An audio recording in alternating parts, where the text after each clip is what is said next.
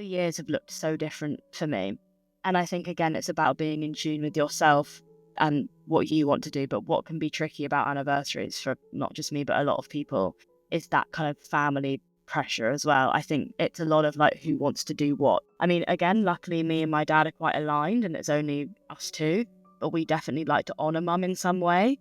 But there's some years where I think especially the first year, I was quite happy to kind of push our anniversary slightly under the rug. I wasn't even ready to accept that a year had gone by because it felt like it had all happened yesterday. We have a bench for her there's like a little park near my house and we have a bench that she always walked our dog there and it says, "Meet me at the little common," and then her name on it. I know it's really sweet. Sometimes I quite like to write letters. Again, like everything I do is so I put it to paper. But I one year wrote her a letter and kind of, this is when I was living in Brighton, put it in the sea for her and felt like she could read like my life updates. But yeah, again, the first year I wanted to push under the rug. The second year I actually don't really remember much of what I did, but then I remember in that third year that was the first time I wrote her a letter and that felt really nice to commemorate. I think as long as me and my dad are together, that's pretty much the way that we can honour her. Like even that's why he's visiting me in Australia now, because her anniversary is in a week and we're going to do like a helicopter ride over Sydney, which is obviously that's probably like the most incredible thing we would have done on the anniversary, but it's mainly just about being together. And he's brought her ashes with him and we're going to scatter a few more of her ashes there. But that's the awful countdown. You're doing great, done. Sweetie. I blinked and I missed it, so there we go. There we go, all fine. Right. Sorry, so dried and looking beautiful, so there we go. No, I'm sorry, Thank go. you. Let me stop delaying myself. Right, here we go. Joining the pod today, I have a lovely guest, all in the way in Aussie land, but she's actually a UK girl, which I love, and that's an absolute shock for me, because I was expecting an Australian accent. The gorge Anya. Anya is here to talk all about her grief journey after losing her mum as a teenager. From what I've seen of Anya so far, she is like a big sister on Instagram. I've already said to you, Anya, I was stalking you for hours last night, just reading all of your incredible, raw, authentic posts about grief, which I just think are so helpful for people. And it's just like a self-help guide, and I just think that's so incredibly important, if I can speak as usual. So welcome to the pod. I really, really appreciate you coming on. I know this is going to be a really difficult topic to talk about. Grief doesn't have an expiry date. It comes in waves and it is really hard to talk about. So I really, really do appreciate it. So thank you so much for doing this. I can't believe you're thanking me. I feel like I should be thanking you. I came on and I was so nervous, my hands on my keyboard shaking like a leaf, and then I saw this gorgeous smiling woman say that. being like, "It's all going to be fine," and I suddenly feel like I can sit back and recline. It will absolutely be fine. Get comfy. This is what I always say to people, like, it's your story, so no one's actually going to know if you've said anything wrong, because it's literally your experiences. So let's go from the start, which I don't know what part of this is going to be the hardest part of your story. I think it's all going to be difficult, but shall we start with your lovely mum in whatever detail you want to talk about her, really, and her story? Do you want to start with, like, I don't want to say the positives, but life before all of this? So yeah, what was life like, obviously, before losing your mum, and what sort of person was your mum? Yeah, I love that question so much because it's something that people don't ask as well. I feel like people are always so willing to discuss, I don't know how you're feeling, but they're not willing to discuss the person before. And I mean, it was me, my mum and my dad, so it was just the three of us. Small family setup, but it suited me just perfectly. Our house was filled with love. My parents are both my idols. I actually find it frustrating. I feel like often when someone dies, especially a loved one, obviously all our loved ones are so special to us in different ways, but anyone could vouch for the fact that she was just special. Like, everyone remembers her via a smile. Like, I don't think I ever saw her not smiling. Sometimes, honestly, quite unnerving. But she just left such a mark on everyone she met. Like, honestly, me and Dad almost lived in her shadow, but like happily so. She was just the sun. I would just describe her as the sun, always smiling, laughing, making everyone feel at ease. Everyone wants to be her friend. She was basically my idol and still remains to be. And I think even my dad now is it's quite sweet. I feel like sometimes he takes on traits of her where he didn't have before. So that's Yeah. sweet. Do you know But what? yeah, so As I said, I was stalking you for ages yesterday, and yeah, your mum just comes across. You know, you obviously your Instagram is dedicated to talking about grief and your mum, and yeah, she just comes across as this warm, really vibrant person. I found her infectious. I was just like looking at stuff, and I was like, oh, and it's always the way, isn't it? Like I literally feel like it is always the way. It's always the best people, the ones that are really yeah. vibrant, really loud, the biggest personality in the room. Like I can completely relate to that with my granddad, and I think that almost makes it Yeah. hard as well if someone is such a big personality. And then obviously we'll talk about your grief journey, but I think that almost makes it harder as well when someone is such a huge personality in your life. Yeah, 100%.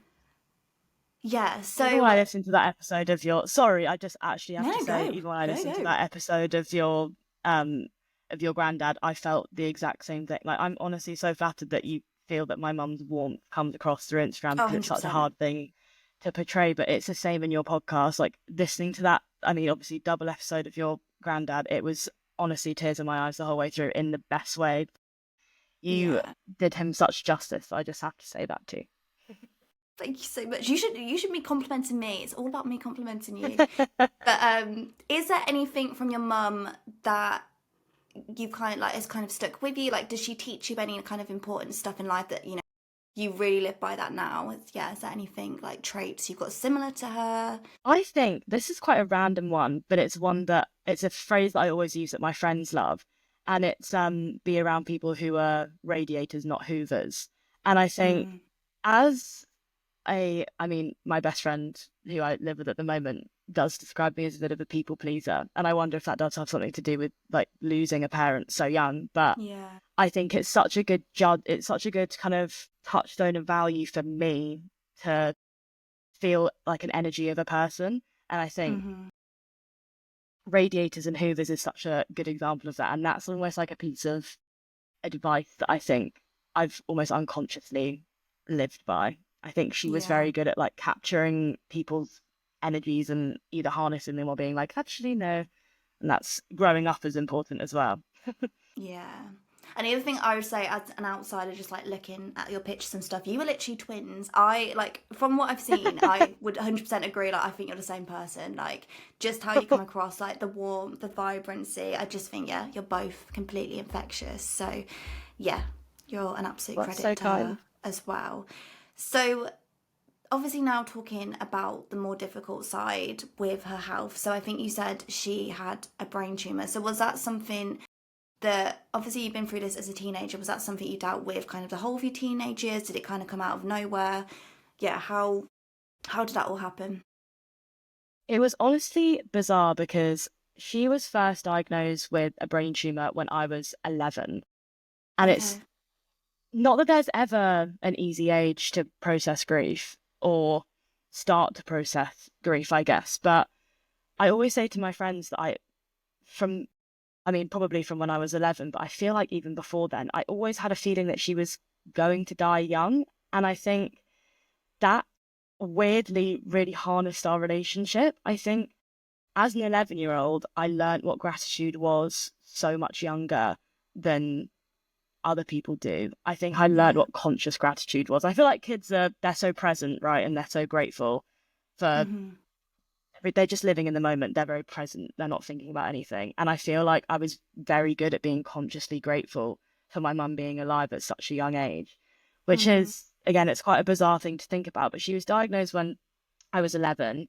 But it was very manageable. I think it was grade 2 at this time. So it was very much sold to me as like, mum's got a brain tumor, but we're gonna fix it, sort of thing. And again, you're Yeah. still at that age where you think that you go to a doctor and they cure it, and you just think, oh, you know, fine. Like even mum called her tumor Terence. Like we literally named it. She's our Terence acting up again. Like it was almost I don't want to say a household joke, but it was something that we all knew was there, but it was always spoken about like it was going to be fixed. Not that it wasn't Yeah. addressed, but it was spoken about like it was going to be fixed. And she had an operation, um, and she was actually put on the clinical trial, which we thought would ensure her the best health, and it did. And she was given the all clear in March 2019. and we went out celebrating. Obviously, I think the relief in the room was just, everyone's relief felt so different as well. I don't think Dad could quite believe it. I think he'd set himself up for thinking that she was going to die in a way of preparing for me. Yeah. I still to this day don't know what my mum thought. I don't know. I wish I asked her more how she dealt with kind of terminal illness. I don't know how anyone can begin to process that. And for me, I just thought like, oh, maybe my gut feeling is wrong and she actually will live for a long time. Um, and then sadly, kind of soon after that, so the August of that same year, we just noticed that she'd been fainting. And again, the symptoms were pretty mild. Like the first time she was diagnosed, she was throwing up, and it was almost like an ongoing flu when she was first diagnosed. And this time it was more fainting, feeling lightheaded, and that is something that's quite common in our family. We're a family of fainters. Like if one of us goes down, we all we all topple over. We all go down. So again, exactly nothing out of the ordinary. So we took her. She just went to the GP. They said she had low iron, but it persisted. And again, my dad was pretty good at. I think he knew more than anyone that something wasn't quite right. I think me and my mum were more willing to believe that it was just low iron. And it then turned out in September 2019, she was diagnosed as terminal. And that was just like, looking back now, I actually don't even really know how I coped with the news. I remember that Yeah. I first told my best boyfriend because I knew that he wouldn't cry, and even he cried, and I was like, "Fuck's sake!" It's Great. like, oh Thank you my so god, much. Relying on it's you. like brilliant! Everyone's going to be crying now. So yeah, it just well, it was it was crazy, to be honest. Yeah. And And did, obviously going through that at 11, I can't even imagine. So did she tell you straight away? And are you kind of glad that she did, or would you have preferred to kind of known when you were a bit older, like if you reflect on it now? Because I guess again it's different for everyone. I know when I've spoken to people that have kids and they've got cancer or terminal illness, they say I just don't want to have that conversation. I don't want the kid to know. But I think it's really interesting the other side of it now, like you talking as a young person. Do you feel like it helped you knowing that your mum was ill, or would you have preferred not to have known? I think it's not even a question of preference, but I think the relationship I had with my parents, there was just no way that it could have gone unsaid. Yeah. I mean, I think my dad protected me in other ways, like nights that she was quite severely ill, I'd stay at friends, and but we had such an honest relationship about everything, so I think it would have felt like deceit, and Mm. I was quite happy to be in the know because it made me feel like I had a sense of control, even when I obviously didn't. I like to feel involved, and I like to feel as though I was being considered, if that Yeah. makes sense. Like it's not their Yeah. little secret that they know about, but I don't. I think I would have picked up on something anyway. Yeah. Because I saw her in moments sometimes when like my dad wasn't here and things. So yeah, it's a tricky question to ask, and I so get why some people Mm-hmm. keep it private. I think maybe especially in like a bigger family where there's different age groups, it makes sense. And I think every family knows what's best for them. Again, there's no Yeah. kind of grief rule book, I guess. I mean, Mm-hmm. it's there's no right way to handle these things, but I think I don't regret being told. I think it made me feel more adult and Yeah. feel more connected to mum and dad in that way. Yeah, yeah. And over those years as well, so how long was her diagnosis in total? So if it was, I was 11, I'm 22 now. She died when I was 17, so it was kind of 6 years. Yeah. But she was actually born with the brain tumor, but we just Oh, was she? didn't know. Yeah, so Oh, God, I didn't even know that asymptomatic was a all her thing. life. God, I know, yeah. neither did I. Honestly, And yeah. yeah, And this is what I mean. I learn something new every day. I didn't even know that you could be born with cancer, to be honest. I thought it's something that you can just develop. Like, I've obviously always known that kids can have cancer and even babies, but I didn't know it was something right, you could be born with, which is insane. yeah. So over those years, were you able to live life quite normally? Because I imagine, when you're a teenager, there's loads of things going on anyway in your head. But yeah, what were those years like for you? Were you able to push it to your back in mind and live life as normally as possible until she got really, really poorly? Or was it something that you were kind of thinking about every single day? I think it was something that I thought about every day, but not in a daunting sense, more in the Mm-hmm. sense of, again, that conscious gratitude. I think that's another reason that I'm so happy I knew. I think my upbringing I hate to brag because I think obviously everyone has their challenges, and it's not that I didn't have mine. Obviously, that diagnosis being in the family, one of them. Mm-hmm. But I have zero complaints about my upbringing. I genuinely, it didn't feel like it infected the house in any type of negative way. I think it only Yeah. made us like love each other a little bit harder. And I think we all maybe unconsciously knew that this wasn't going to last forever. And I don't know if that's what made that bond so much tighter. But even people talk about teenage years with their parents, and like, I mean, I butted heads with my dad a few times, but never, like, me and my mum never butted heads kind of in my teenage years. She was Yeah. always on my team, which I think was hard for my dad. He's like, really, Emma? Like, no. Um, Yeah. but yeah, I think a lot of people have quite, I think especially girls can have quite difficult relationships with their mum growing up. And Yeah. I I can felt relate to lucky enough that I, that. yeah, I think most people can. I think all of my friends can say that they have Yeah. rocky relationships with their mum. It's just, it's one of those things. But yeah, I feel lucky enough that I didn't have that. And if that means that it was taken away from me earlier, obviously it makes it so much more painful. But equally, Mm. I can't regret what we had because maybe we had that partly because we knew it wasn't permanent. Who knows? You're Yeah. always more Yeah. grateful for something you don't have. It's just fact of life, sadly. 100%. And then, so leading up, obviously, to the, her final few days and stuff, did you see like a massive decline in her? Yeah, were you kind of coping with like the I can never say anticipatory grief. Yeah, were you dealing with that? Did you know like this is happening? Again, everyone's story is so different, and whatever works for you. And I know that most of the time when you're losing someone, it is a blur. But if it was that way, where someone is going to pass away, was there anything that helped you kind of deal with that at the time, or were you just kind of living every moment and just trying to put one foot in front of another? It's almost such a like tapestry of moments I remember. I think you're right in the fact of it's such a blur.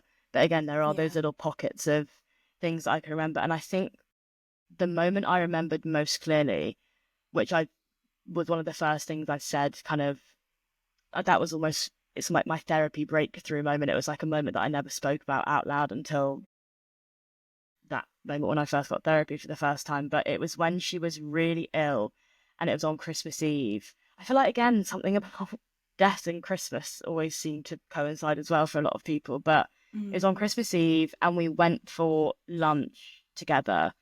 And me and dad were quite insistent on her staying home because we noticed that she was really poorly that day, like struggling to kind of retain information, couldn't stand up, sometimes would, wet herself, lack of kind of bodily control. So we were quite Yeah. keen to not go out. But again, mum being who she was, and one of those things was stubborn, was that she wanted to go out and have Christmas lunch. She's like, guys, it's Yeah. Christmas Eve. I'm not going out. So we didn't really have a choice, to be honest. She's like, Ian, drive me there. And we were like, right, on our way. And the lunch itself was fine. It was, again, it was tainted with, I think, though it was never spoken aloud, I think we obviously all knew that it would be our last Christmas together in some kind of way. And it was actually really, it was, it felt like a moment of closure in some way. It was like a Mm. kind of like a final moment we could all enjoy together while mum was still kind of conscious enough to speak. And Yeah. the bit that kind of broke my heart after the fact was dad went to go and get the car because he parked it quite far away and mum couldn't like walk that easily to places. Mm. Um, and we were kind of like arm in arm linked, and I was like trying to walk her to the road, and she collapsed. And I just completely froze. Kind of at this point, she collapsed a few times, so I picked her up and things, but I knew that she hated it because I think Yeah. not that I know what it's like to be a parent, but I think any parent doesn't want to be looked after by their child. And I just remember literally looking into her eyes, and she was, again, I hadn't seen her cry the whole diagnosis. And I don't know if she cried privately with my dad, but I'd never Mm. seen her cry at any point in her diagnosis. And that was the first moment where I saw her tear up. And she was on the floor and she just said, like, I don't want this life for you anymore. And I think that for me was the moment where I thought, kind of like, not I need to let go, but that was the moment where I realized that she didn't want to be alive anymore, I think. I Yeah. think the last thing in the world she'd want to happen is to be affecting her family in that way. And obviously, I would have picked her up. She could collapse 400 times a day, and I pick her up every time, and I would never even grumble. I'd just be happy to be in her presence. But Yeah. I think for such a happy-go-lucky person, and again, I don't know if you felt the same with your granddad, there's just a sense of it feels cruel to keep them alive when they can't Mm-hmm. be that. And that Mm. was a kind of the first moment of slight acceptance, I think, as you spoke about with the I can't say it now. I can't say it. No, I can't say it at all. Just the A word, Antici- with literally. yeah, anticipatory grief. Yeah, I'm not going to attempt to even say it again. I can I'm not never going to say attempt it. it now. I can't do it. But no, I said it in the episode, and I personally found that part of losing my granddad the hardest when he was actually still here. Like knowing, I mean, I lost Yeah. him without even having the chance to say goodbye, which is a whole different chapter of grief, like not having that closure as well. But watching someone who is so vibrant and is such a massive personality just be a complete shell of themselves. Like I've mentioned it in a previous episode, like never said to myself I'm going to lose him. I didn't believe it. I was like he's not going anywhere. Like I knew he was terminally ill for literally 5 years, but he was not going anywhere in my head. And then when that changed, and sometimes it does just change overnight, and that's what happened in our situation. Like we weren't expecting it, and then yeah, you just kind of sit there. And for me, that was probably the most painful part of my grief, was him actually still being there, but it wasn't him. And like just seeing that person, and I was like, that's not him. He's already left. And for me, that was the It's hardest exactly part of that. that journey. So yeah, it's so difficult going through it, and I can't even imagine what it's like when it's a parent as well. I just can't even comprehend it. But yeah, you obviously go through that side of it. We don't have to talk about the death. It's completely up to you what details you want to share. But the days kind of after losing your mum, again, I'm assuming a bit of a blur. Yeah, I don't want to say how were you, because you're not going to be okay, but do you remember those kind of first few days, the weeks, and how you did process that when you're so used, again, having a parent? I honestly, Anya, I'm like, I can't even Yeah. imagine it. But yeah, No, what was it it's like those first few days and weeks? And yeah. yeah, I think again there are similarities with I know that you mentioned that you can't imagine a parent, but with someone that you idolize so much, watching someone that you idolize kind of crumbling shakes you, and I think it will shake me forever. I'll never forget it.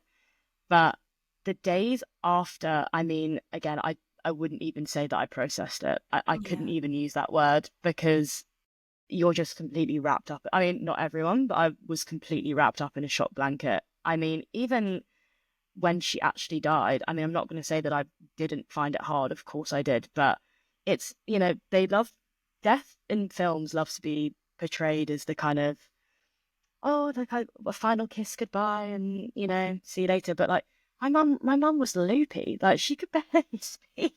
She was kind of saying like, oh, I love you, little monkey, and like poking my face and doing all these bizarre things. And all my friends were there, which was actually, I mean, again, not saying that like glad she died when she did, but the moment Yeah. was good because it was just before COVID, so it was January 2020.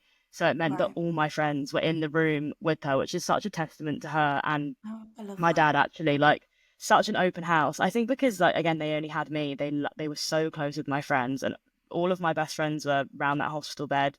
We were chatting as normal. It was surprisingly such a pleasant experience. I mean, my nana and popsy as well, who are my mum's parents, who are basically now my dad's parents. Um, Mm.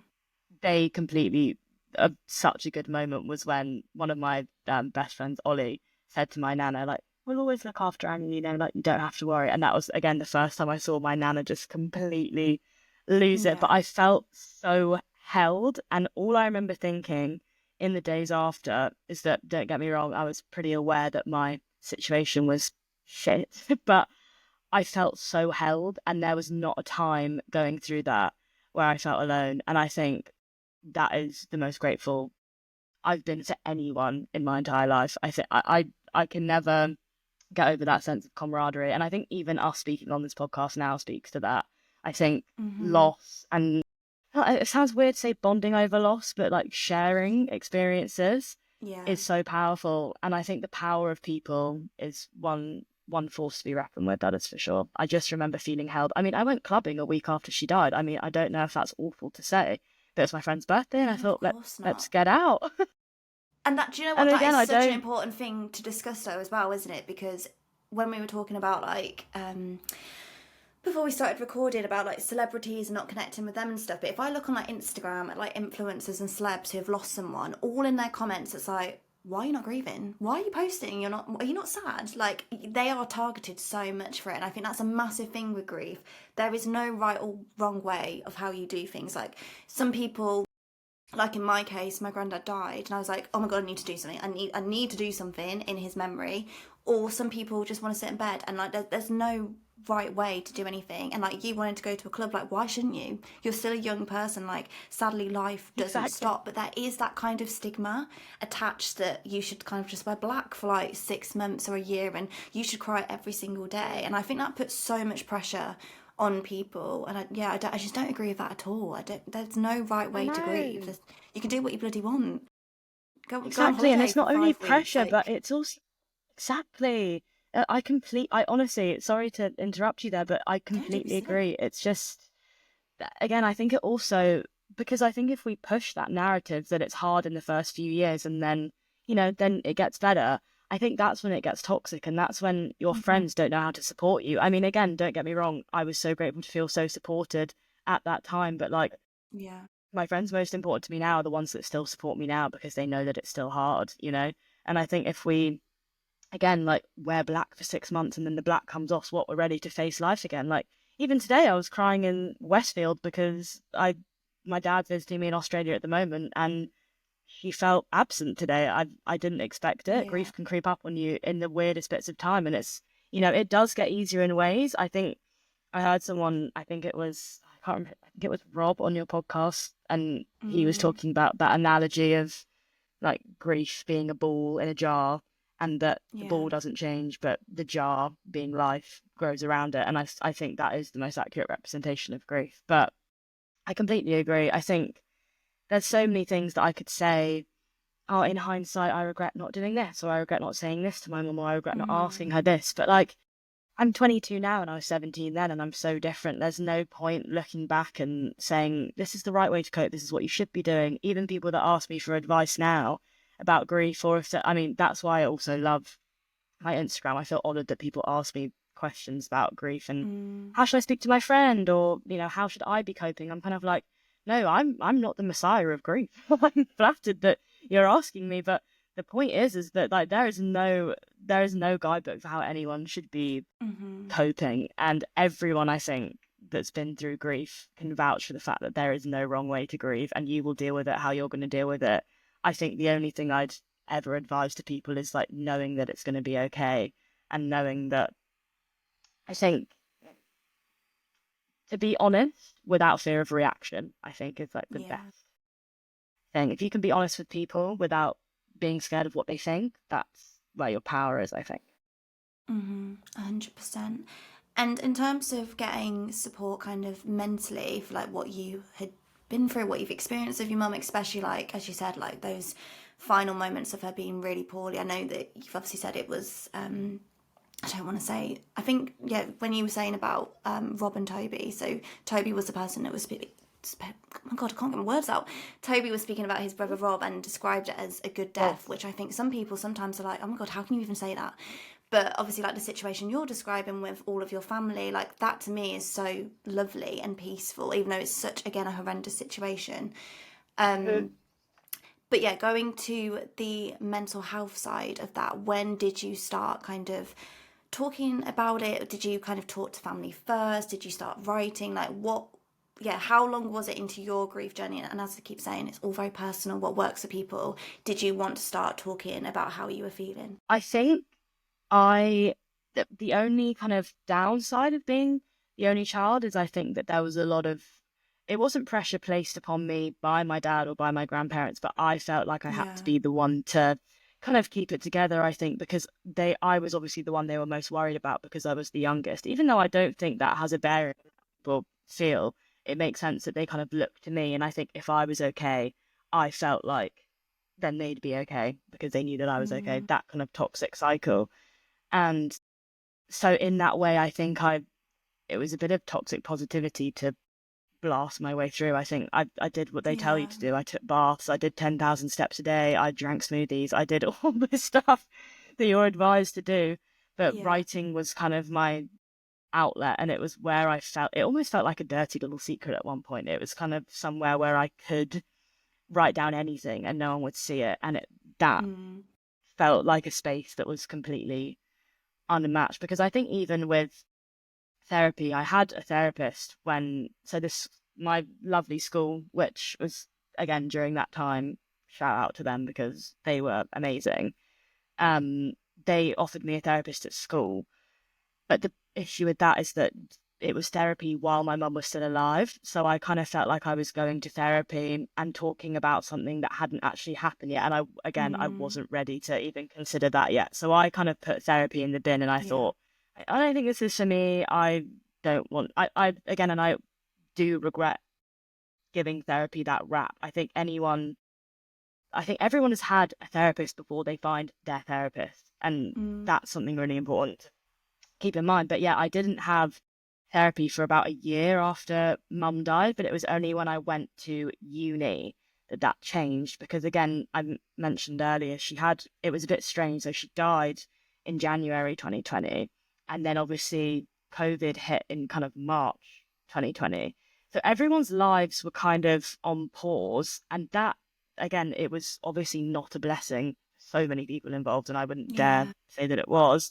But for me and my dad, it kind of allowed us to just sit at home together and spend some time together and pause and not have the daily responsibility of regular life. Like I didn't have to go to school, you didn't have to go to work. So for us, it actually worked out really nicely. But then coming out of that, when I was going to university, which I was so excited for, um, I hadn't obviously considered that not only was this the first time that I was going to be moving away, but it was the first thing that I'd done since mum had died. And almost as soon as I got there, I felt everything crumble around me. Like my home that I'd made such a safe place for me over 18 years, was gone. And I realized that I couldn't call my mum. And I Yeah. mean, I got drunk a lot of times at uni and tried to call my mum. And one of my best friends, who unfortunately also lost her dad in the same year, we bonded over this almost immediately, that we both tried to like contact our parents when we were at uni. And I think Mm. it's a time where even though you're meant to be gaining independence, you need the validation or the step Mm-hmm. up from your parents. And obviously my dad was amazing and he did his best, but one parent's never the same as two. And it was then that I knew that I kind of needed an extra person to talk to about it, because I started to get worried about my own thoughts, especially again because we were in lockdown at university. Literally in Yeah. Manchester, there were fences across my student accommodation. I was like, this is torture. Insane. I was like, what kind of dystopian place am I living in right now? I need to go home. So yeah, I then went back. My dad was in Brighton at the time.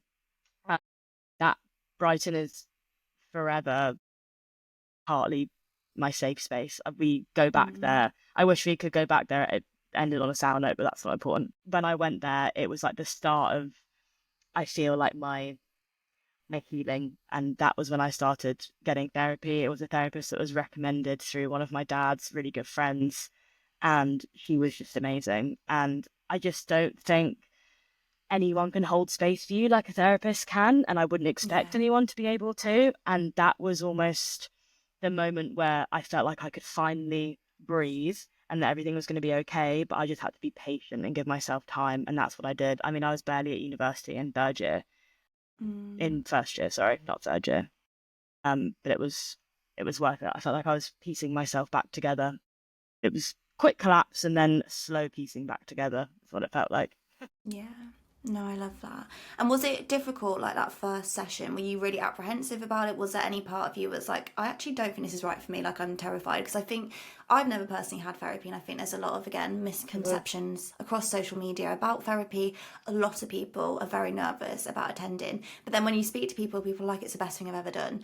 So, yeah, were you quite apprehensive before, or were you like, I'm ready for this? I think I was so desperate that actually I kind of thought I'll try anything, which actually put me in a good mind frame, because I think that I love to approach situations with a bit of a happy-go-lucky attitude, as a bit of a, I mean, not saying that I'm not a happy person, I am, but it's definitely a barrier that I put up to talking about hard things. Like even, I love to, it sounds again awful to say, but I crack a bit of a dead mum joke from time to time to just almost to say to people like, I'm okay, we can talk about this. And my therapist obviously would have picked up on that straight away. But I remember the first session, she asked me, like, have you ever thought about killing yourself? And I just couldn't even believe the honesty of the question. I was honestly dumbfounded. I was like, you allowed to ask that? Obviously, it's because you're We're trying to going straight assess in, are what we? kind of. Yeah. I know. I was like, God, my name's Anya, by the way. Obviously, that stuff was covered. But yeah, it was just crazy. I was like, I cannot believe that someone can just ask me that, like, straight up. And Yeah. it felt liberating. It felt like the first time I wrote in my journal that, like, dirty little secret book. I was like, oh my God, this is you in human form. Like, you're asking me the Mm. questions that I have thought about. But it was, yeah, as soon as she asked me that question, I was kind of like, wow, we're in. Like, I really think this one could be the one. And I mean, I don't have therapy anymore either, but I had it for 3 years, and I still am in contact with her now. Like, I WhatsApp her, and we have the most like beautiful relationship. There's such a good article about therapy. I'll send it to you afterwards because again, if you ever want to have a look at some therapy, that article is a way to sway you to do it. But I think I think everyone could benefit from therapy, but I think in that time it was actually pretty essential to how I started to build myself back up again, I think. Yeah, definitely. And I think going back to like what you said before, about if you read most kind of like articles online or any advice online, it's always like, yeah, do 10,000 steps a day, do whatever, like have a bath, like all those kind of like basic, well, they're not basics because 10,000 steps is a lot. And even like if you're not going through the Yeah. grief, I don't want to do that now. I don't want to do that now. But reading a lot of your posts last night, like I think you talk about feeling that pressure of you've got to look a certain way, like when you're grieving and do all these things to kind of keep positive. And I think you wrote it really nicely. I can't remember how you worded it, but just saying actually you don't have to do that. Like it doesn't matter if you don't want to do 10,000 steps. There's no right way to grieve. I was wondering, yeah, if there was anything else like that that people had said, like try and do this, and you're actually like, no, I don't want to bloody do that. Like I'm not. It's not going to help me. But yeah, did you feel that most of that pressure in the kind of first few months, the first year? Like, do you still feel it now, kind of 4 or 5 years in? That's such a good question. I think this is maybe a bit of a hot take, but I think that I love how well versed social media is becoming with mental health. I think there's definitely Yeah, more of a discussion around mental health. I think people are definitely veering that way. But I also find that on social media, and partly why I created Navigating Grief as a Teenager anyway, was because there was no, it's almost like they show you the shiny product at the end. It's kind of even adds to therapy. It's like, I'm cured now, but they don't show you the mess before. And I think if people can't see I say mess, I mean, normal way of coping, everyone, again, grieving or not, everyone has their days. I think people are still so reluctant to show that vulnerable side of themselves. And I don't blame them. It's a terrifying thing to do. But I think the yeah, more on social media we can show not the polished, squeaky clean, I'm cured version, but the I'm really struggling and this is never going to get easier, but today's been a good day, or yesterday was shit, or I find Christmas hard. I think that level of honesty is something that there's really needs to be made space for, I think. Like, I'd love to follow, I mean, there's so many people that I follow online that I love watching. But I do think the more we can talk about the nitty gritty with again without fear of reaction, yeah, I think that will ease the pressure because again, social media applies pressure in so many other ways as well. Um, but I think grief is definitely one of them. I think even self-help books or the amount of books I ordered on Amazon that week my mum died. Oh my God. Like it's like it was ridiculous and it wasn't helping. Of course it wasn't. But I was so mm, desperate to fix it because I felt like if I didn't put in the work, I would fall apart. And it was that constantly like reaching to try and like find that self-help cure or read that quote that would help me. And it wasn't that. In fact, like the power was creating the quotes or the power was feeding a mm, quote. And when I say feeding a quote, I don't even mean reading it and being like, oh, that's nice. But I mean being like, whoa, that's exactly how I feel. And then letting yeah, that feeling of grief come out with you. I think I spent so long trying to actually bury my feelings of grief by doing these 10,000 steps or having these smoothies when actually all I needed to do was feel those feelings of grief without fear of feeling them, essentially. And is there anyone you would recommend for people that are grieving? I mean, obviously, a lot of people will go through grief, and everyone, as we keep saying, does it differently. That it might not be social media is the best place for people to look for support and stuff. But is there anyone that you follow or any other podcasts that you listen to that you would really recommend to someone that is in that space at the moment? Oh, absolutely. I have so many. I mean, I'm gonna need to Have a get them up. little search. Honestly, there is just so many. And I mean, again, I feel so lucky that we are in a space that we can have these types of things. But Yeah. I think in terms of podcasts, this is quite a random one because it's not actually grief specific, but she does a great episode on grief. I don't know if you've heard of it. It's called That Psychology Podcast, and it's hosted by Gemma Speg. Oh And no, I that might have. for oh, it's so good. I mean, that for me is the perfect kind of podcast for when I was in when I was in the shock blanket phase, because the setup of her podcast is that she answers questions with psychological backing. And I think not Right. that, again, you need to talk about something with psychological backing, but I think at that time I wanted to know that almost what I was doing was productive in some way. So she was kind of one of the first podcasters that I listened to. I also read Bronnie Ware's blog, and she also has a book that I actually haven't read yet, but people say it's amazing. It's called The Top 5 Regrets of the Dying. And again, it sounds quite bleak, but that the premise of it is obviously basically gaining advice from people who are dying. Again, it's a weird one to link to grief specifically, but I don't know. I think it plays around with that idea of mortality that's quite important. It introduces death into a conversation, which I think is a big part of talking about grief. And then I don't know how I actually forgot this one, the Grief Gang. I absolutely adore them. Their Instagram, podcast, I love the Grief Gang. I think they nailed it. Yeah. There is two sisters. I always forget what they're called, but there is a podcast I follow that's two sisters, and I think you might have put it on on your little podcast If highlights we that you don't like to laugh listen or to. cry, I really like them. I think they are so authentic as well, like just how they talk so about their cool as mum. well. Yeah, It's definitely. hilarious as well. I again don't know how I put so many snippets of them on there as well. They're hilarious, and I think they're such a good combination. They're so yin and yang as well. They're a great Yeah, example. I always repost their things because again, most of the time I'm laughing. Again, they really hit that note of dark humor that I think is such an yeah, untapped thing to talk about, because again, it comes with taboo. You're expected to be wearing black and saying, "Oh my, this person was the most amazing person in the world." Well, actually, people also struggle dealing with people that died that weren't the most amazing people in the world, yeah, and that's a yeah. whole different type of grief. So it's nice to be more open about these things. 100%. And I think it's so important to have these conversations because even just the concept of death is still so taboo as well. Like people don't want to talk about it. So I think even just having these raw and honest conversations about how we all cope with things is so important because there is so much taboo and stigma, like you saying that, you know, a way that you get through it is with dark humor, and to some people they'd be like, what do you mean, like how do you do that? And like it shouldn't be a shocking thing. Like everyone is allowed to cope how they cope. You know, humor helps a lot to have a little giggle. Do you know what I mean? Like I do it all the It time, and does. I did it to my friend the other day. Like I always call, I don't know why I do this, but I call literally everyone in my family by their first names because I just think it's really funny. So my granddad, I always called him David, even though he was a Dave, because it was Love that. just funny. So I always say to my friends, I'm like, how dare you like bring up David like that, just so unexpectedly? And they're just like, Ella, like why are you saying that? And I'm like, it's fine, like I'm fine, like I just need to say it. Like I just find it so funny I sometimes. know. Or I yeah, still like want to I'll know just the be like, psychology of why I do it. It's yeah, bizarre. you're like, oh, I probably shouldn't have said that because now I feel really awkward. I can't remember the situation I had the other day, but my friend had mentioned him and I went, how could you do that to me? Like, how could you mention him today?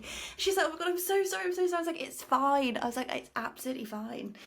But it is Do you important have to like the have two a little types of giggle. friends that respond differently? Sorry, like I feel like I have two types of friends. There's one of my friends will literally crack the jokes before I get there, and it's Yeah. like on that level. But then there's other friends that will just actually have a heart attack, and they're like, Yeah, "How they're could like, you?" I don't know. And yeah, I don't know what to say. Stuttering, yeah.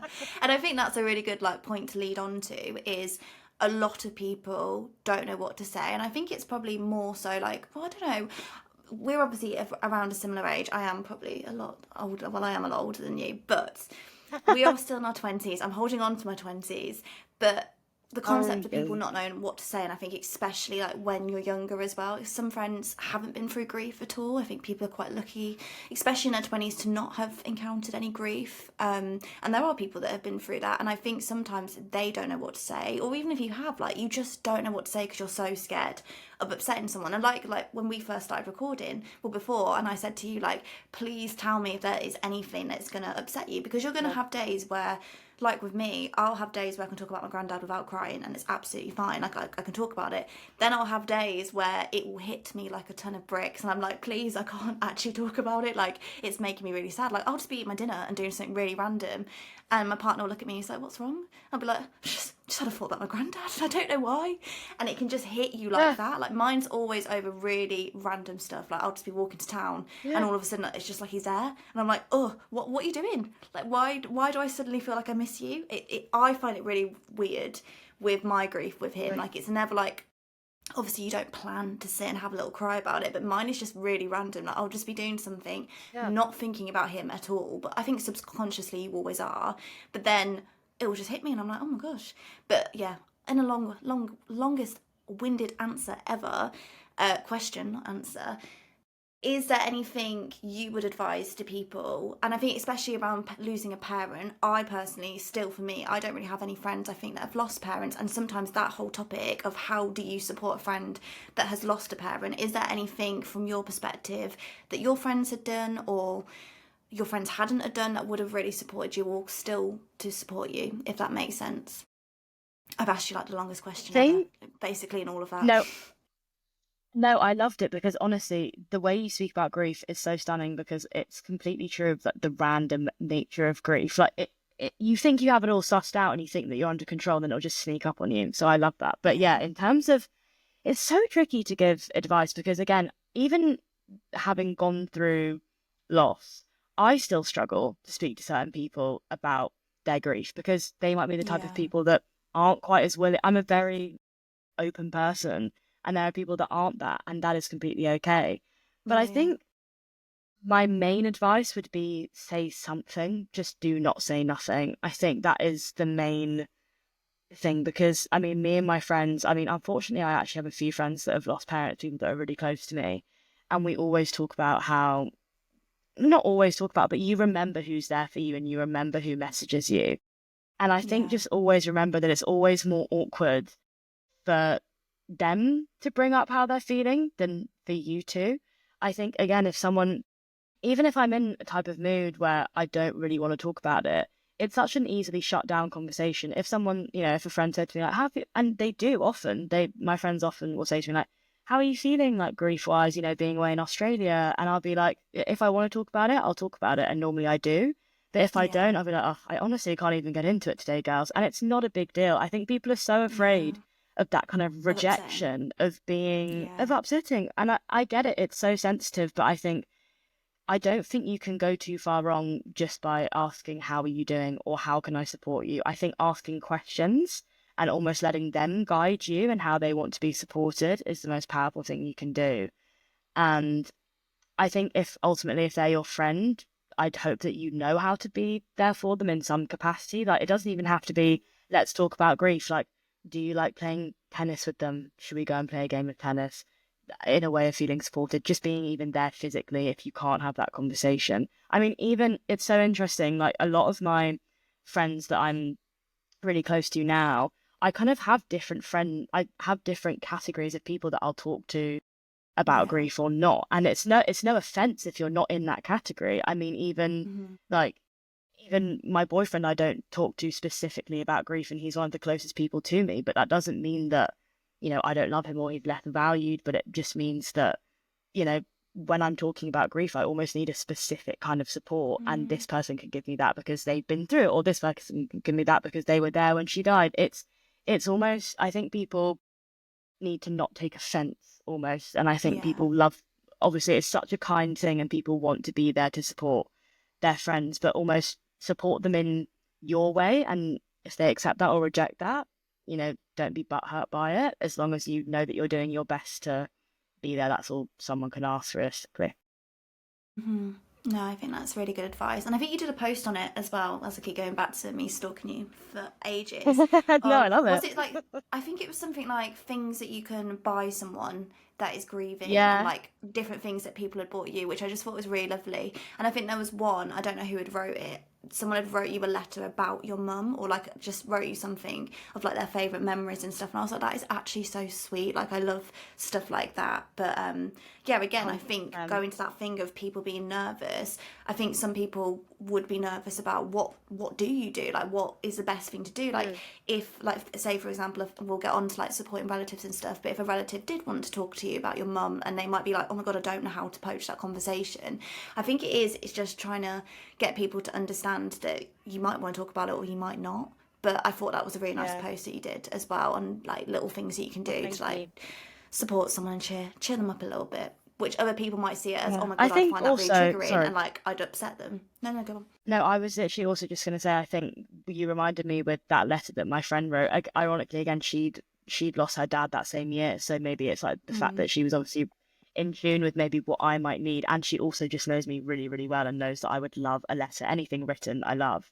But I think always opening with like a, if you have one, like obviously some people don't know the person that their friend has lost or their family member's lost, but if you can almost open with a memory, that's always a great way to breach a conversation. I mean, often with my friends who have lost people, I'll be like, really weird, but I had a dream about your dad last night, and it made me laugh because he was being so himself in this way, and you were being so yourself in this way. But yeah, and in terms of dealing with the milestones, dealing with anniversaries, things like Christmas, birthdays, everything like that, how do you cope with that? I know it's going to look very different to kind of that first year. You're now into, the start of the fifth year, really. How Mhm. do you cope with that? Have you got any kind of coping mechanisms, or do you just kind of take each day, well, each time it comes around? It's actually really interesting because my all the years have looked so different for me.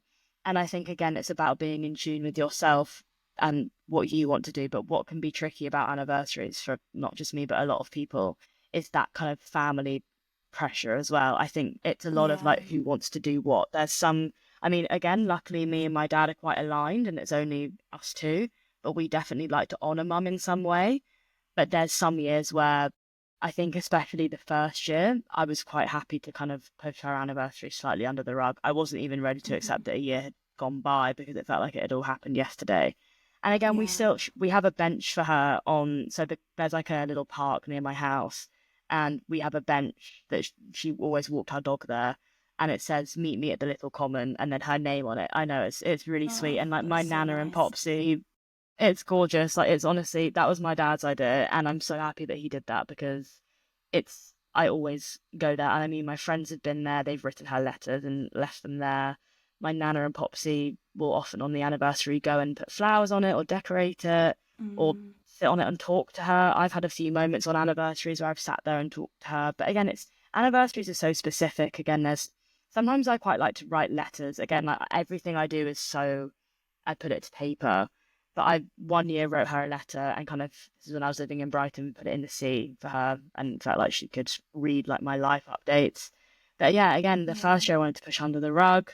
The second year I actually don't really remember much of what I did, but then I remember in that third year being that was the first time I wrote her a letter and that felt really nice to commemorate. I think as long as me and my dad are together, that's pretty much the way that we can honor her. Like even that's why he's visiting me in Australia now because Mm, our her anniversary is in a week, and we're gonna do like a helicopter ride over Sydney, which is obviously that's probably like the most incredible thing we would have done on the anniversary. But it's mainly yeah. just about being together, and he's brought her ashes with him, and we're gonna scatter a few more of her ashes there. So again, Oh, I love that. it's such a I know it, and again, it's so difficult because some anniversaries I'll feel good, sometimes I'll feel bad, sometimes I'll feel good on the day, but the lead up will be hard, or the like come down will be hard. Mm, It's so unpredictable. And again, as you were saying earlier, like it could be a random thing that sets you off. And I think anniversaries are definitely something that I used to fear, but I now find that they're something that are quite a nice release for me. I think they're yeah.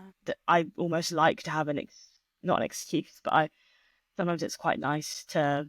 think about someone in that way and let those feelings of grief kind of flow through you. I wouldn't want to be without them. So Yeah. No, I love that. And I think there's also like a point to say there about like how you do remember someone. Again, I feel like there's a bit of taboo around it with, you know, a lot of my relatives are probably in graveyards. Do I go to the graveyard? No, but that's not always how I want to remember them. I think there is also that kind of stigma of how many times should you visit a grave, or if you've got like a special place, how many times should you do that? Like, there's just so many things that I feel like you can be judged for when it comes to losing someone yeah, if you don't do it right. You know, with my granddad, we don't have a grave at all. We don't even have his ashes. That was taken by his son. So for me, again, like that is a whole completely different topic of like losing someone, because I personally feel like I don't have anywhere to go. I'm like, I don't know, there's nowhere for me. So that I can only really feel him like at home, even though he's got no relation to the house I'm in, which is a whole different topic that we can talk about when life obviously yeah, does start to move on. And I'm like, my granddad's never come to this house. Like, my granddad has moved me into every yeah. single rental. This was the first one that he didn't come to. So I'm like, there's no piece of him here. Like, I don't feel connected to him. And I think that's another like massive thing as well with when life does start to move on. Obviously you never move on from it, but your life will continue to evolve, and it's like, oh my god, but he's not been to this house. So there's all that type of thing as well. But there's just so much stigma with how you remember someone, how often you celebrate them, how often you talk about them. And I just, there shouldn't be. It's whatever is most comfortable for you. But we spoke 100%. earlier as well about the other side of grief, and you're going through your own grief, but your dad has obviously lost his life partner, your grandparents have lost their daughter. How on earth do you support a parent and your family when you're also dealing with your own grief? Like, as I said to you, the conversations that I've always had is with the person that is sadly going to pass away, they're terminally ill, and they're talking about their life, but we never really talk about the person like you that has lost your mum, and now how are you supporting your family who've also been through that loss? And yeah, I don't know if you have any advice on it, but I'm really interested to hear like your perspective on that, because it's something I don't feel like we talk about. Is like, how does that young person, or however old you are, whoever you are, deal with that grief as well, someone else's grief? No, I love that question because again, I think the main thing that I felt like I could do for my family was be happy because my dad, I mean, not only is he like my best friend and he always has been, I think people always say about my dad, like, oh, have you been closer since your mum died? I was like, oh, we've always like we've always been really close, but obviously it fortifies Yeah. that bond. But I think the way in which I supported my family was kind of getting on. I mean, I say getting on with life, doing my best to cope as best I could, which was actually quite a toxic form of Yeah. support. But I think as I've gotten older and kind of in that actual lockdown period when me and my dad would obviously have like more time to discuss these things, I think the first thing that I would almost give quote unquote advice for, obviously again I feel like advice is such a hard thing to give whenever each situation's so Mm-hmm. different, but I think an acknowledgement that your grief is different is really important because I think me and my dad just thought that we were grieving the same person and we were completely not. I mean, his mum's still alive, and Yeah. he has lost the love of his life, which I can't imagine either. So I think as soon as you acknowledge that there's differences, it becomes a bit more of a conversation because I think we almost liked to agree on grief. I think we'd almost like to be like, yeah, I feel that way. I feel that way because it helped us Yeah. to feel as though we were grieving the right way, if that makes sense. I say that with Mm-hmm. quotation marks with my fingers. Um, and it made us feel somehow like we were doing this right. But obviously, I think as time has gone on, and obviously, again, my dad's had relationships and I couldn't be happier for him. But I obviously am not doing, mum interviews, I'm not Yeah. looking for a new mum on it's different. And I think the best thing me and my dad will always have is just honest communication, I think, and validation. I think we both validate each other's feelings really well. And I mean, my nana and popsy are interesting because love them as I do, I don't actually know that much about how it must feel for them to lose a daughter. It's actually not something that we've spoken about. We're really Yeah. close and I'm with them a lot. But I think that, again, it's how we were saying people deal with grief differently. I just don't think it's something they love to talk about. Again, I think they lived through me, and I think that's how, again, I do my best to support them. But I now realize that even when I'm sad, they want to be the ones that they don't want me to just be happy and faking it this whole time. They want me to pick Yeah. up the phone and call them when I'm sad. I think they, the best thing they can do, having lost a daughter, is support their daughter's daughter. And Hmm. the way in which they do that is just completely unmatched. I mean, even sadly, my dog actually died a few years ago, but even the way they looked after their grand dog, they called him. Oh no, thank you. Oh, I mean, stop. I love that. he lived till he was 15, but no, literally because I mean, the dog loved my mum as well. So like Yeah. their way of kind of dealing with it, I think, is by almost picking up where my mum left off, if that makes sense. So yeah, Hmm. in that way, I guess the three of us are different. Me and my dad definitely like to almost talk about it more, but the ways in which we feel supported, I think, are making sure that the other person is okay and in what we can, but with that undercut of honesty. I think as soon as you Yeah. start being honest about your feelings, again, it just that relationship becomes so much lighter. Hmm. And I love the relationship you have with both of your parents, like your dad as well. Obviously, seen clips of him, and I think there was one of like I'm assuming it was like one of your birthdays, and him doing a speech to you, and I was actually like tearing up. I was like, this is just so emotional. I But I know. absolutely loved how he spoke about your mum throughout that and said like we are so proud of you and like whatever he said I just thought it was absolutely beautiful that he still does that. And you obviously touched on there about like relationships, you know, when your parents do meet other people, that I can't even imagine what that's like and how that adds to your grief. And obviously if it's something you don't want to talk about, absolutely don't have to talk about it, we can edit it out. But just interested if you have any advice for people that might be in a similar situation, like how do you navigate that? Again, it's going to be so individual, but I can imagine there is a lot of hurt there as well. Like you never want to replace your mum's never going to be replaced. But as a child, Totally. like how do you process that? And your parents, I don't want to say moving on because you never move on from losing someone, but beginning that kind of new chapter of your life, if it's something you're comfortable in talking about. If it's not, you don't No, have to talk about it at all. absolutely. No, I appreciate that. No, it's absolutely fine. I think, again, it's something that we've always had a really open conversation about. And I think that Mhm. was a hard thing for my dad to do, and I respect him for it. I think ultimately, I mean, we were thinking about it recently, even currently has a girlfriend who I adore.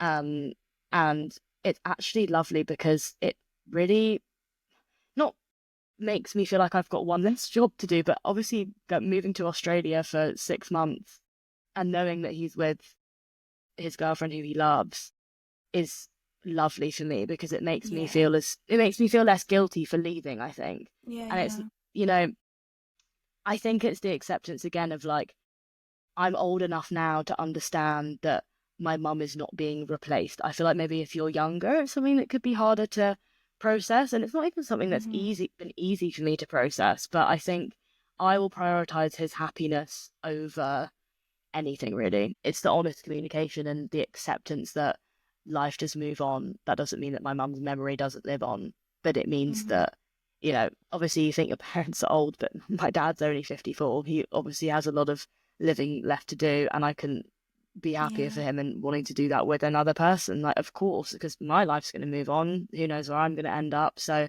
it's actually really reassuring for me to know that he has someone to support him and someone to like share more of his life with. But I know that obviously everyone wouldn't feel the same. I mean, even amongst my friendship group, it's a point of contention, parents moving on, Mhm. and it's tricky. And again, it's so individual for everyone. But again, I feel lucky that we've got that open line of communication and we can.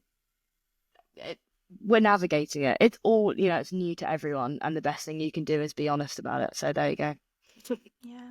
Well, thank you for covering that because, as I said, like I personally feel like that one is probably a bit of like a difficult one to talk about because you know it's your mum at the end of the day.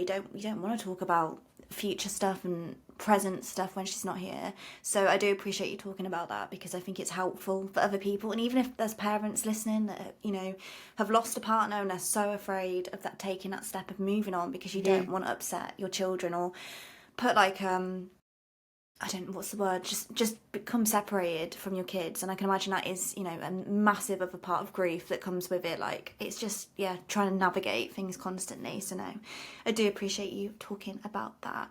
And going into social media then, so when did you decide to start talking openly on social media about everything? And again, was it something you were quite apprehensive about? Because as I said, like, I feel like you're a big sister of grief. Like, I was reading your posts for hours last night and I just think they're so detailed, and I just, yeah, just love how real you are for everything you're saying. You know, some days are positive, some days are really, really shit. And like, you're allowed to say that. And it seems like you have so many lovely comments as well. So yeah, when did you decide like you wanted to do that? Thank you so much. That's honestly, I've not cried this whole podcast, but that's going to be the thing that, that gets me. That's That's honestly a trigger the point. nicest thing I've ever had.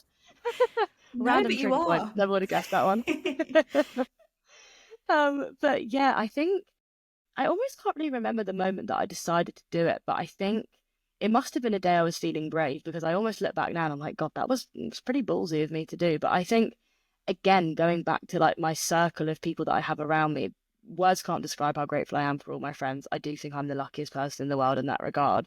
And in that Yeah. way, I think I could start an account or anything and they'd support me in that way. So I think that was a good starting point, was having people that I knew would support me. But I think I saw a gap, like I said earlier about kind of mental health in the media, is that we're always presented a polished version. And I think I thought, if I can be an unpolished version for someone, that was what I needed to be when I Yeah. was in the depths of my grief. I wish that I saw someone that was as open about grief as, again, I hopefully am and continue to be open about. And I wasn't wrong. Like, even again, the account has literally about 300 followers, and that community already feels like immense. I get so many messages from people who are going through something, and even if it's just this post was so nice for me to read, like it genuinely fills my cup completely. It's so nice. Again, I think people can relate to this in any form of hardship. When you go through something, it's so nice to be the person to be there for someone else, because it's almost like you're healing yourself in a way as well. Like, when I have Yeah. messages from people, I'm like, oh my God, I so completely empathize and understand where you're at, because I've been there. I've thought the same thing. Even when we've spoken about grief before recording and then now recording, I'm Mm. like, yes, yes, yes, yes, yes. So I keep interrupting you at random points because I'm like, yes, exactly that. It's such Yeah. a so yeah, I think that I really want to keep that going. And it's also allowed me to work. I mean, I worked with Grief Encounter, painting their therapy rooms in the summer, and I kind of connected with them on Instagram initially. And it's a charity that I have a lot of time for, and the people that work there are like absolutely spectacular. And it's connections like that that are so important. I'm like, if I can have a social media account that reaches, again, even if it's only 300 people, I'm more than happy to feel as though that amount of people are reading and gaining something, because I just think Mm-hmm. I'm a complete, I love reading, I love writing, English literature was my degree. So for me, reading something is how I feel seen and heard, and I'd love to give that to someone else, is pretty much the aim of that. And it's fun. It's fun to connect with you. It's how I found you. And that's the thing, like I think sometimes people are like, oh, what do you get out of like not having that many followers? And you know, my podcast is tiny, but the amount that I get out of this and the most incredible people that I meet, like I don't think it's about numbers. Like my thing is always, No. and it's probably the same with you, if you can reach that one person and just make them feel like, oh my God, someone gets what I'm going for, or someone gets it a little bit, that's all I want to achieve. Like I don't need thousands and thousands of followers. I actually love a small community on Instagram. I think it's so much more personal Yeah. and you really feel like you make a difference to people. So I absolutely love that. And something I did write down from one of your posts, which I actually loved as well, was you wrote, and I'm going to mess this word up because it's a big word as well, but you put, predominantly right for my 17-year-old self, completely clueless as to how I would ever navigate life without her, which I just like, I think that is so important as well. But what would you, this is a difficult question, but what would you say Go to your on. 17-year-old self now, if you think about when you first, you know, went through grief? Is there anything you would say to her? You know, I'm assuming you're very proud of your past self. Did you think you'd ever get to the point you're at now? Did you think you'd ever talk about it on social media, like, yeah, is there anything you would say to past you? Because I actually loved that little bit that you said about yourself. I think it's just really powerful.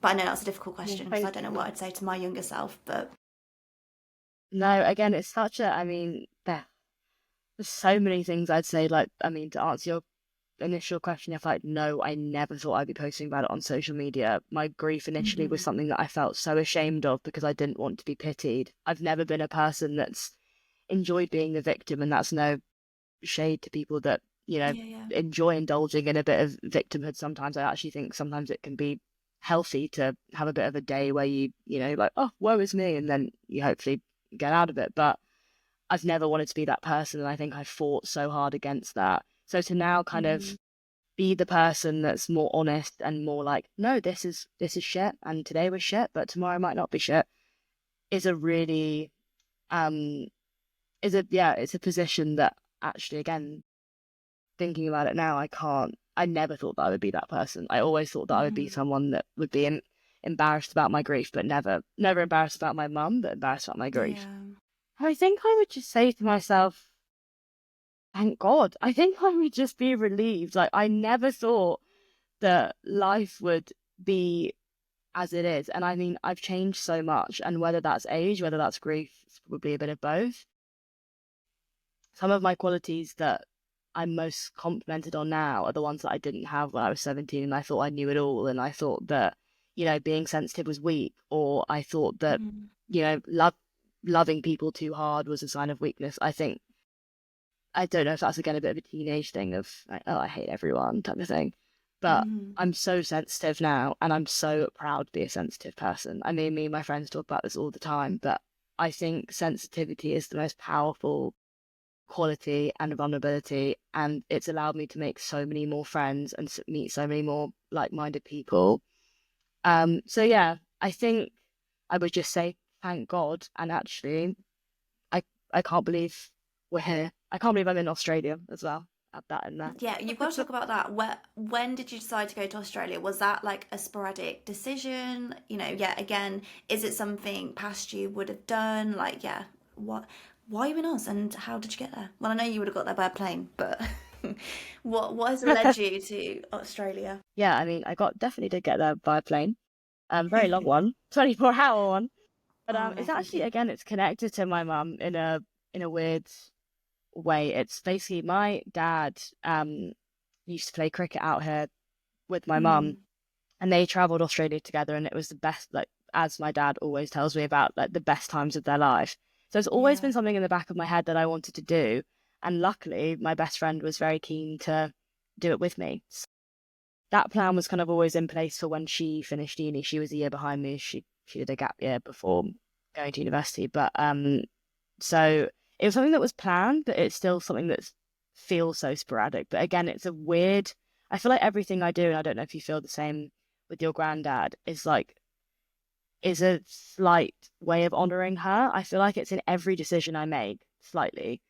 And this has been one of the biggest ones in that way. Like, even my dad being here and meeting all their friends. Like, last night, I literally went for dinner with someone that my dad used to play cricket with and who knew my mum really Yeah. well, and they were telling me some stories about like things that I didn't know, like sneaking this 16-year-old boy into a club because she loved him and wanted him to come in. He was like one of the players. It's Yeah. ridiculous. But yeah, hearing those like stories makes me feel so much more connected to her, and being here, I actually feel really Mm, connected to her. I think that's why I felt like emotional a lot of the trip as well. But it's good to push yourself out of your comfort zone. It's good to escape home and find home in other places and make new people who feel like home as well. mm. I love that. And I love the connection that it was something that your mum and dad did as well. Like, I can imagine you feel more connected to her because, like, she's been to those places, they've done that in their lifetime, which I think is really special as well. But yeah, I mean, they were all the questions that I had for you. Was there anything Yeah. else about your story that you feel like we haven't touched on? Obviously, do not stress if there isn't. But yeah, is there anything else that you feel like you wanted to speak about? No, honestly, you've nailed the questions. I think again, I wrote something down that like I wanted to get across because again, before I was coming on the podcast, I was like panic on my notes app. I was like, what am I even going to say? I have nothing planned. And then I kind of, But I kind that's the of thing. wrote I always down, say don't plan it. Because I think if you plan it, yeah, you kind of like then will stick to like a script. And I've interviewed people like that in the past. And I'm like, put the paper down and like it's your story. Like no one knows if you've said the wrong thing. Like if you've said it in a different way, like it's your story. But I do get anxiety. But sorry, go on.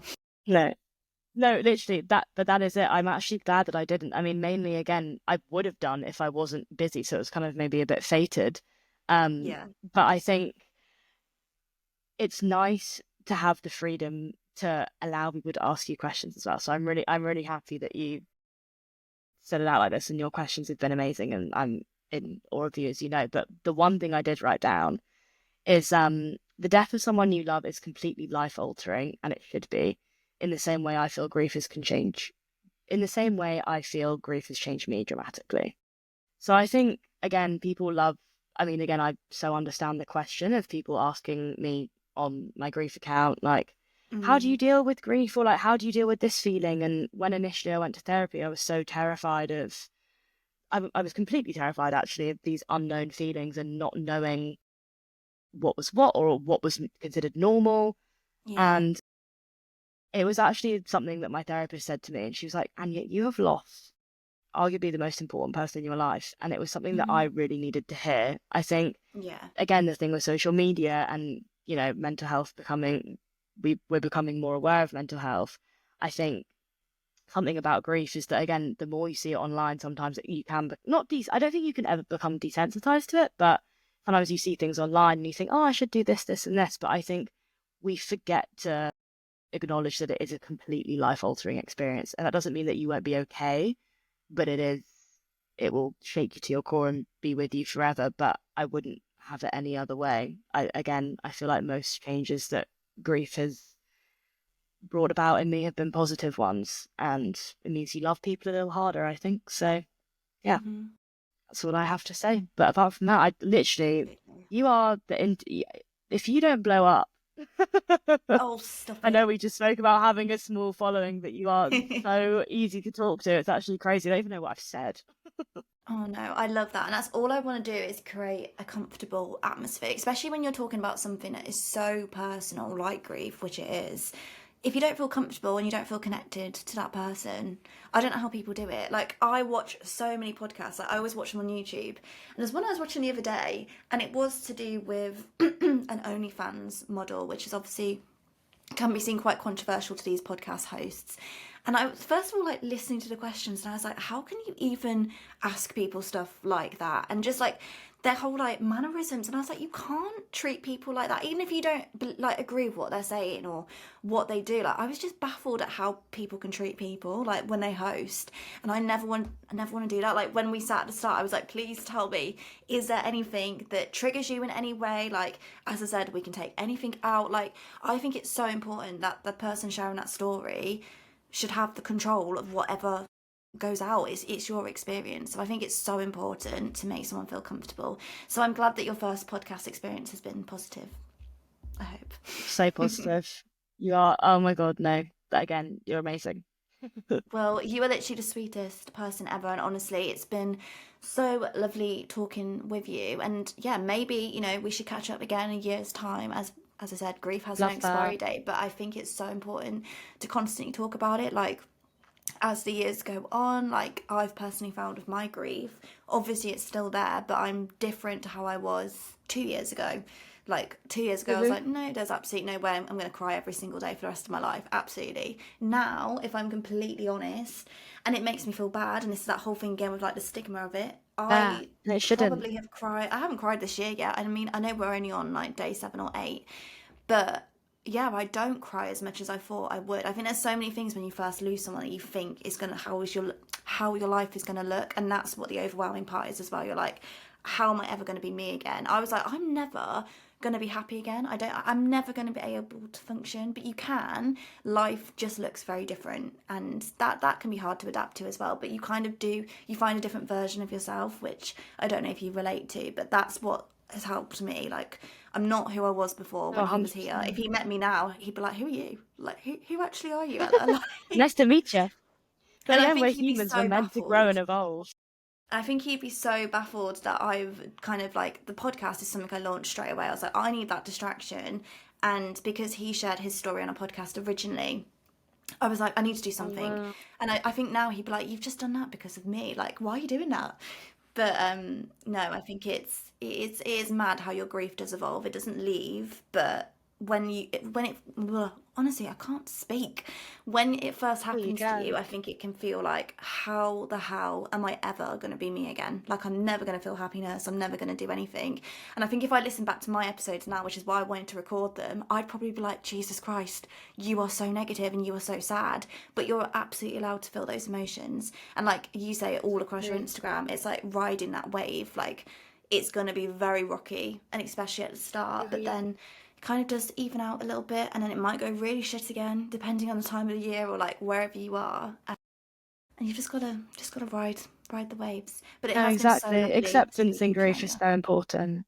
No, and you, honestly, thank you 100%. so much for creating this space. Like, honestly, you're amazing. And thank you for letting me yap for all this time. You are so welcome. No, you've offered so many, so many. Honestly, this is what happens. It gets to the end and I can't speak anymore. But you've offered No, so it's much. because you're like, again, we've been talking for ages. I feel like I can't speak either. You've offered so much important advice, and I think you've covered topics that people might be a bit nervous to talk about, and is exactly why I wanted to talk to you as well. I think it's so important we break down the stigmas around death, around talking about death, and yeah, just be open and honest, and that's exactly what you do.